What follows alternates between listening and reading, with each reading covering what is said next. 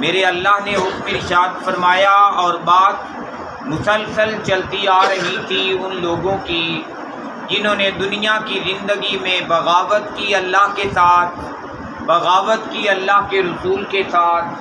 اور انہوں نے ٹکر لی دین کے احکام اور شریعت کے ساتھ۔ میرے اللہ نے ارشاد فرمایا ایسے لوگ اس بات کو یاد رکھیں، وَلَا يُوثِقُ، کوئی ایسا نہیں ہے کہ جو اس انداز کے ساتھ جکڑ لے، وَثَاقَهُ، جیسے جکڑ لے گا اللہ تبارک و تعالی ان نافرمان لوگوں کو، احد، کوئی ایک بھی۔ فرمایا اللہ کے پکڑ کی طرح اس روز کسی کی پکڑ نہیں ہوگی، اللہ کے عذاب کی طرح کسی بندے کا عذاب نہیں ہوگا، اور اللہ جس انداز کے ساتھ کافر لوگوں پر اور نافرمان لوگوں پر جیسے غالب آ جائے گا، فرمایا ایسا غلبہ بھی اور کسی بندے کے لیے نہیں ہوگا۔ یہ باتیں ارشاد فرما کے میرے اللہ نے ارشاد فرمایا کہ اگر کوئی بغاوت کرنے والا ہے تو اس بغاوت کرنے والے کی جب پکڑ اتنی سخت ہے، اگر کوئی نافرمان ہے تو نافرمان کا انجام اتنا سخت ہے، لیکن اگر کوئی دنیا میں فرما بردار بن کے رہے تو اس کا انعام بھی تو بڑا ہونا چاہیے۔ اگر کوئی دنیا میں اللہ اور اس کے رسول کا حکم مان کے زندگی گزار دے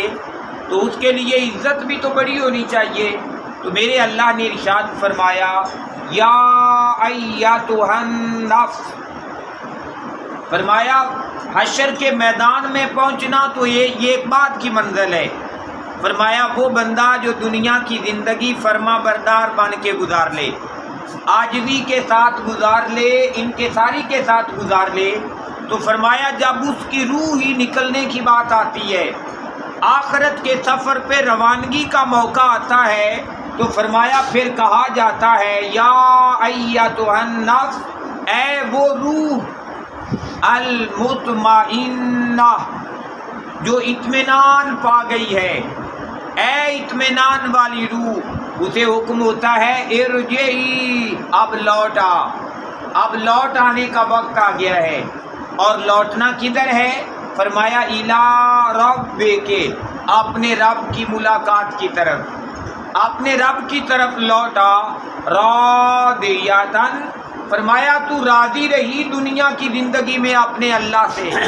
تیرے اللہ نے تجھے جیسا جیسا حکم دیا تو نے ویسے ہی سر تسلیم خم کر لیا۔ تجھے اگر حی علی الصلاۃ کی صدا آئی تو تو نے دکان بند کر دیا، کارخانہ بند کر دیا، دنیا کے سلسلے چھوڑ دیے،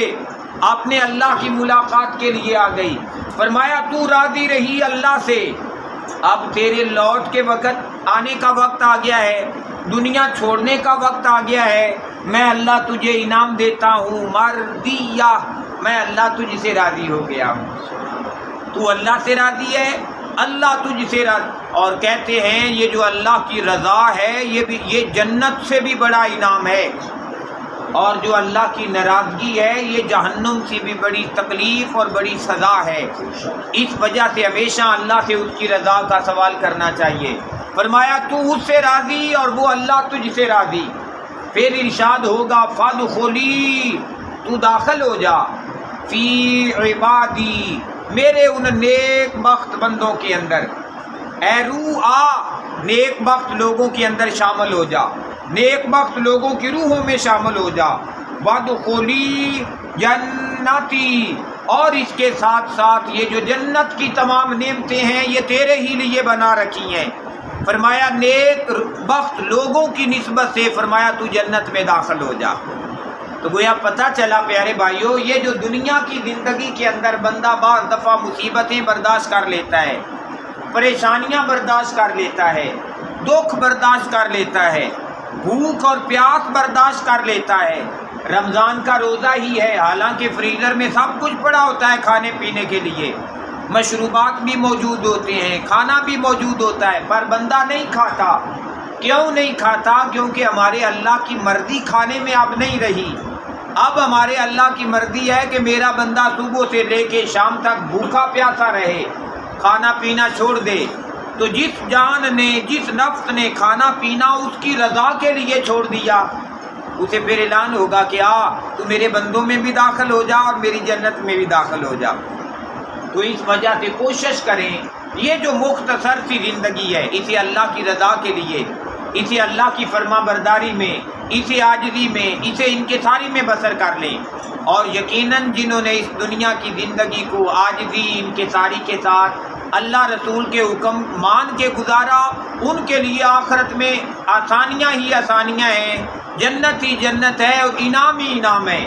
لیکن اگر ایسا نہ ہوا تو میرے اللہ نے ارشاد فرمایا پھر یہ بھی یاد رکھنا، اللہ کی پکڑ جیسی کسی کی پکڑ کوئی نہیں، اللہ کے عذاب جیسا کسی کا عذاب کوئی نہیں، اور جس طریقے سے وہ جکڑ لے گا حشر کے میدان میں نافرمان لوگوں کو جو سمجھتے تھے کہ ہمیں تو کوئی قابو ہی نہیں کر سکتا، تو فرمایا ایسا جکڑنا بھی پھر کسی اور کا جکڑنا نہیں ہوگا۔ اللہ تبارک و تعالیٰ سے دعا ہے کہ میرا اللہ ہمیں قرآن کا ٹھیک فہم بھی عطا کرے اور اس کے مطابق زندگی بدلنے کی سعادت بھی نصیب فرمائے۔ اللہم صلی علی